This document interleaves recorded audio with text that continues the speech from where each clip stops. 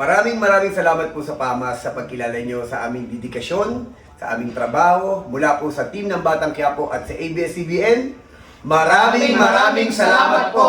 Siyempre proud with my partners and ang mentorship din namin sa isa't isa.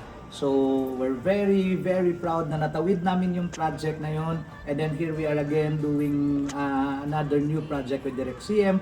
But at the end of the day, sa guidance ni Direk and sa lahat, siguro kaya fired up din ng mga partners ko, including me, na mag-explore pa ng mga kailangan naming mga matutunan pa at gagawin, and to get more attention also and recognition dahil sa dedication and passion ng lahat.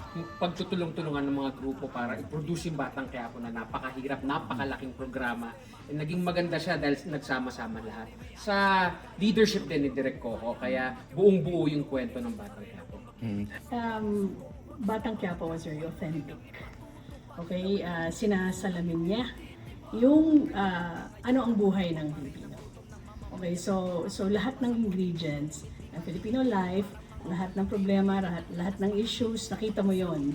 So I think our job as directors was to bring that out para malaman ng mga tao, ng mga viewers kung ano ang meron, ano ang namamayagpag, ano ang nangyayari. At the same time, nakaka-relate sila. So I think Batang Quiapo, in its authenticity, worked so well. But yeah, like you said, like the other directors here said, malaki siyang project. It was very hard to do. We needed a school of directors. We share this recognition with Coco Martin, who's our head, and also all the actors we worked with,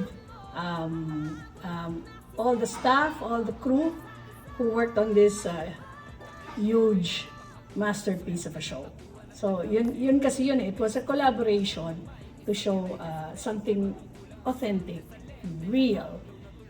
I guess yun ang dahilan kung bakit nag-succeed ang Batang Quiapo, at maraming salamat po sa FAMAS for the recognition.